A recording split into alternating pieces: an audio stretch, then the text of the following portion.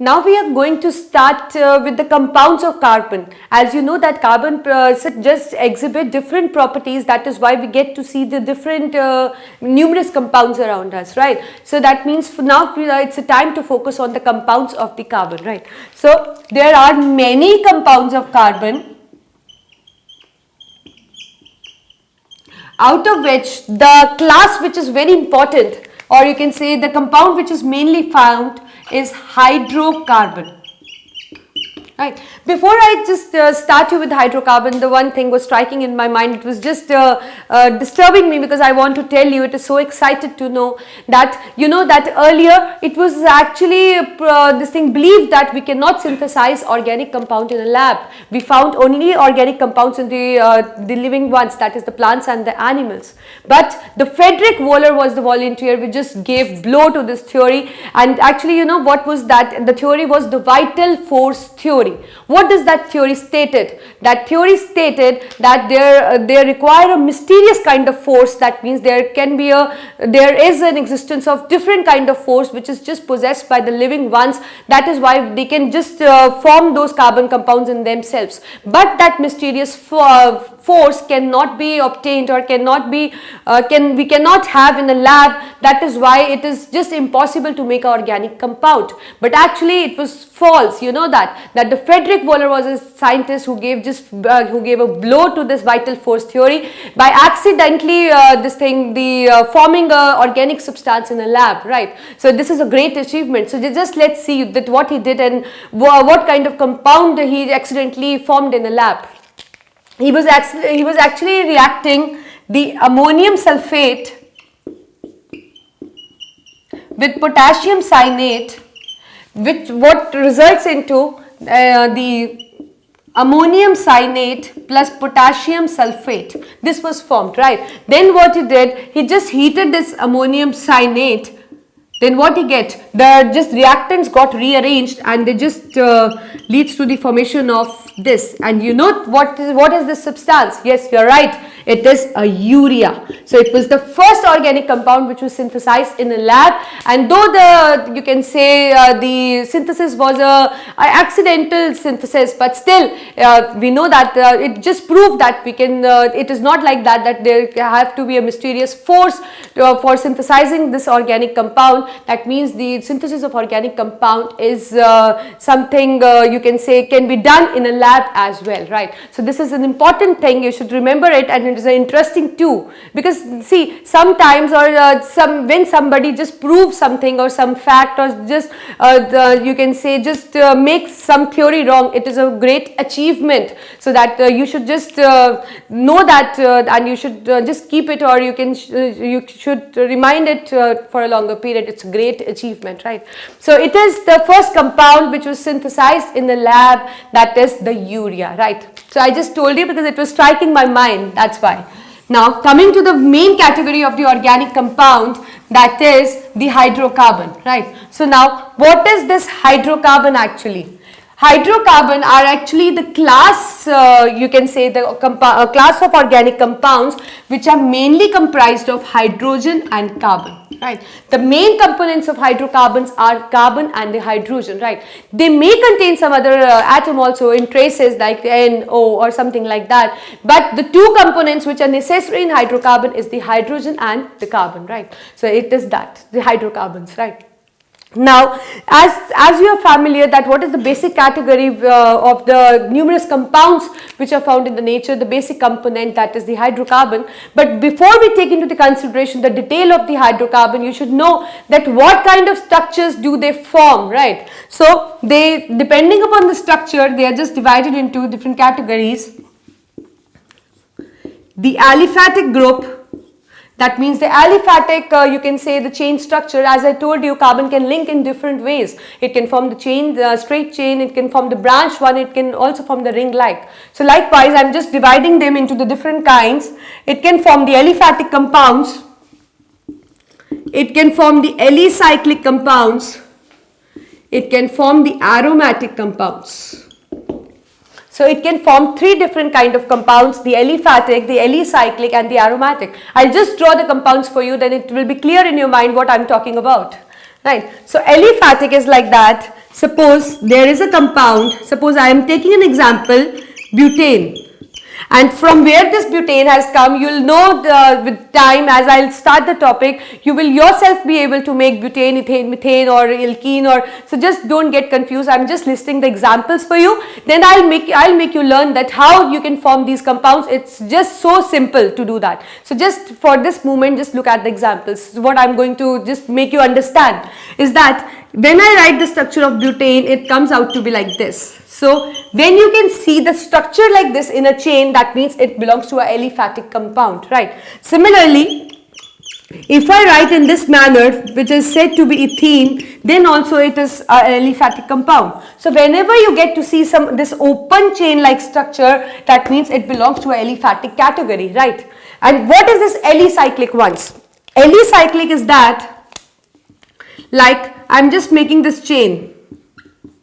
So what is there? There are 3 carbon forming a triangle. These are 4 carbons forming a square, right? So similarly, I can form the hexagon as well, right? So these compounds in which we get to see a cyclic structure, they are alicyclic compounds, right? And what is this aromatic one? Aromatic is that in which at least one benzene ring is present. Now the question must be arising in your mind that what is this benzene ring? We are familiar with the carbon, from where does we have got this benzene, right? So benzene we'll study later, but still for a moment I'm just making you familiar with benzene, what actually it is. It is a member of again a 6 carbon arranged in a hexagonal manner with 3 alternate double bonds and with H to satisfy the valency of C. So this is a benzene, right? So that means I think you understand. I don't want to, at this moment, I don't want that you should know that what is the structure of butane, how to write it. I just want to make you familiar that what according to the structures we get different compounds, right? So these are the aliphatic, which falls under the category of open chain compounds. As you can see, there is no nothing like that. They are just open chain. So that they belong to a category of aliphatic compound, and they include the category of closed ring-like. As you can see, there exists a ring between them. So they belong to the alicyclic compounds. And when I talk about the aromatic, that means it includes at least one benzene ring. And moreover, we can also categorize into more to the cyclic ones, as they are closed ring. So they belong to a category of cyclic one as well. So they can just be classified into 2 categories: homocyclic and heterocyclic, right? Homocyclic is that in which the cyclic ring contains the same kind of atoms in it, right? And the heterocyclic is one in which along with carbon and hydrogen, there are not all the elements present. There is some element present which is different from them, like this. I can make this for you.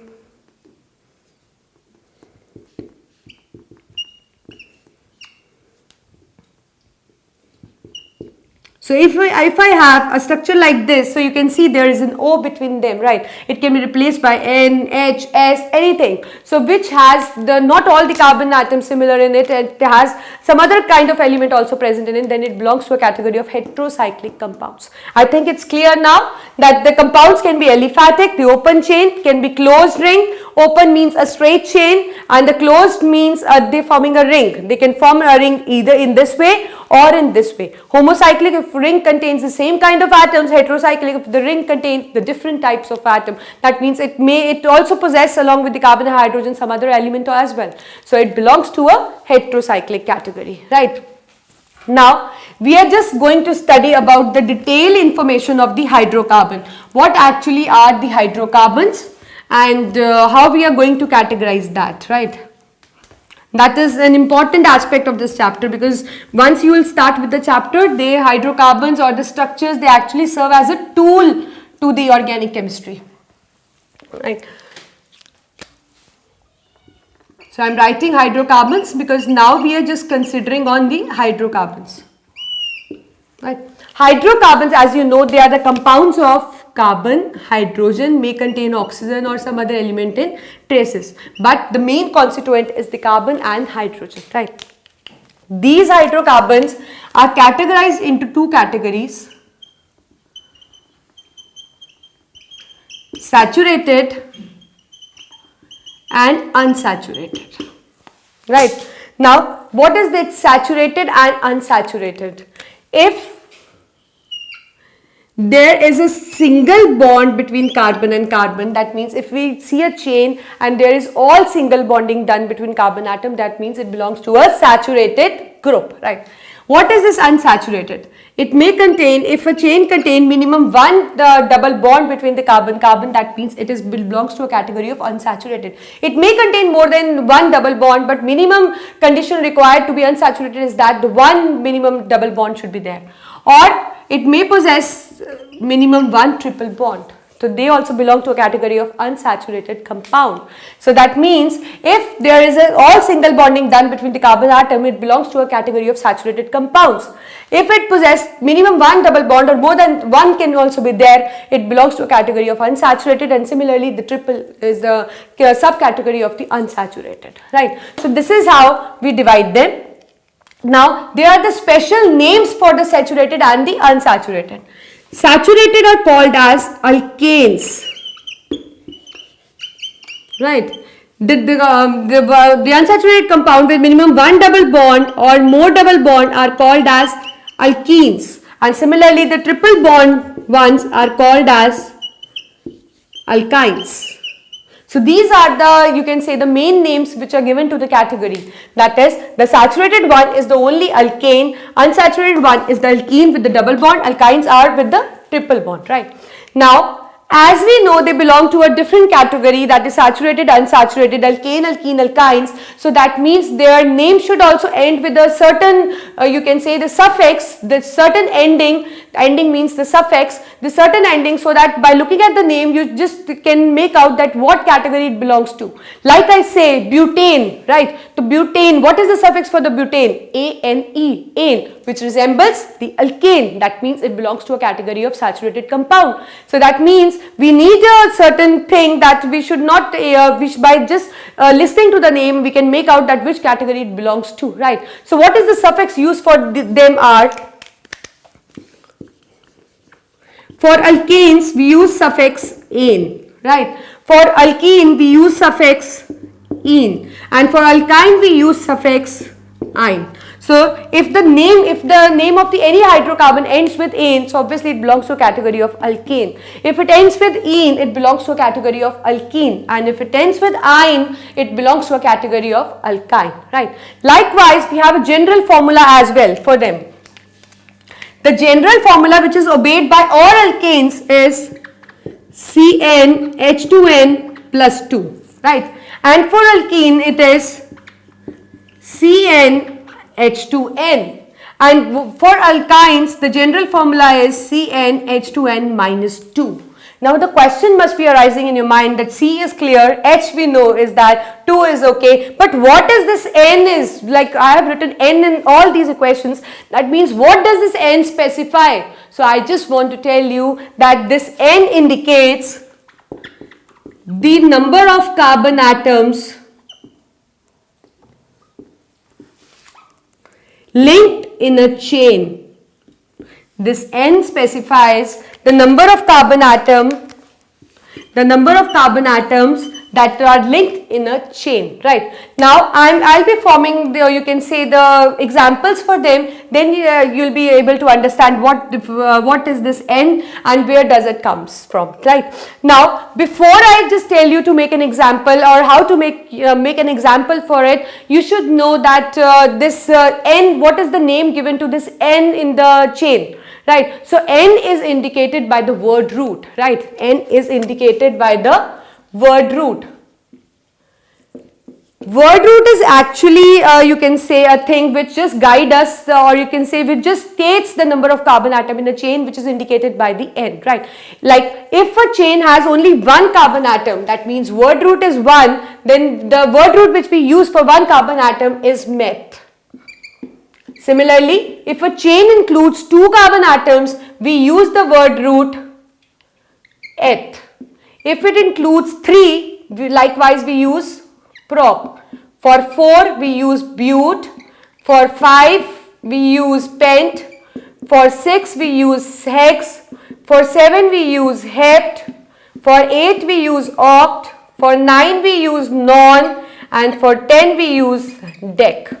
We can have more than 10 as well, right? But for you, for your standard, you should remember at least 10, right?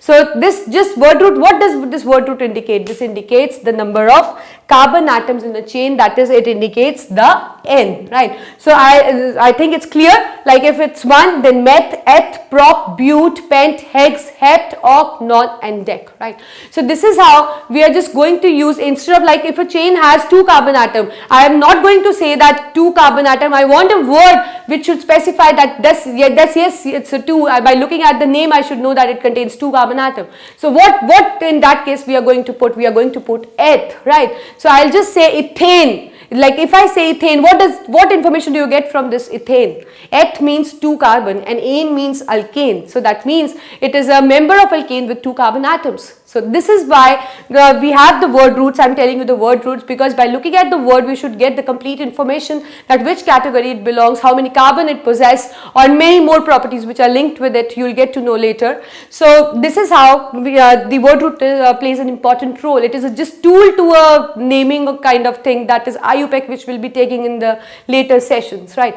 But now for this moment I want that you should know that how to make these alkanes, how to make alkenes, and how to make alkynes. Like I took an example for butane. I told you that time that it is not a big deal. It's just so simple and you just need to use certain tools and you can make that structure, right? So just look at the board how to make that. Like if I wish to make the structure of alkane, what I'm going to do? See, the minimum number of carbon atom we are starting with will be the 1. Right. For 1 carbon atom, what word root we use? Yes, you are right. We use meth. So the name becomes meth. And as I am making the member of alkane, I know the suffix uses ane. So the name becomes methane. Methane means, meth means 1 carbon, ane means single bonding. Look at the board how I am making. Meth means 1 carbon atom, right? There is nothing present, no other carbon atom, nothing is present, right? Because the meth indicates only 1 carbon in a chain. So I have just wrote 1 carbon, right? Ane means it has the ability to form only single bond with the other carbon. As there is no other carbon in a chain, because meth means 1 carbon, so this ane doesn't play an important role in this, or you can say we don't have to use this. There is no logic to use something like here because there is no other carbon atom, right? And as I've told you that carbon is tetravalent, it has 4 valence electron, or you can say it needs 4 electrons to stable its noble gas configuration. So what it is going to do it, how we are going to stabilize it. So if it is in our hand, we can use as much as an hydrogen atom which is necessary to the carbon to complete its octet, right? So in this case, how many hydrogens are required to satisfy the valency of carbon? Yes, it is a tetravalent. There is no other carbon atom or any other atom which is satisfied the valency of carbon. So that means in this case we are going to put 4 hydrogens. So likewise, I have put 4 hydrogen. So that means carbon already has 4 electrons and it also shares the 4 electron of hydrogen. This is the open formula. If I condense it, so it is 1C and 4H. So this is the formula for the methane, right? Now, likewise, I'll make a member as, for example, I'll make a 4th member for you. When N is equal to 4, I know that what word root I use bute. So the name comes out to be bute. As it is a member of alkane, so name becomes butane. You know where this butane is used? It is a main constituent of the LPG, the liquefied petroleum gas that you are using in your kitchen contains the main constituent, that is the butane, right? So again I am making the structure for butane. Bute means 4 carbon, right? Ane specify all single bond between the carbon bonds. So I've just put all single bond, and we know each carbon is tetravalent. So what I'm going to do, I'm just going to satisfy the valency which is left unsatisfied by putting the hydrogen. So in this case, how many bonds it has already made? No bond, no bond, no bond, but 1 bond, right? So how many valence electron it needs more? 3, right? So I've just put 3H along with it. See, now its valency is complete. 1, 2, 3 and 4. No matter with which carbon is making a bond, we just need to satisfy its tetravalency. So now its valency is stable. Now we look for the second carbon. 1 and 1. 2 valencies already satisfied. We are just left with 2 unbalanced valencies. So I have just put 2H, because H is in our hand, we can put as many as H, we would just want to satisfy the carbon atoms, right? Similarly, 2H, because 2 are satisfied, and again is the 3H. So this is the open chain structure. But when I'll condense it, what I'm going to get, I'm just going to count all C's together and all H together.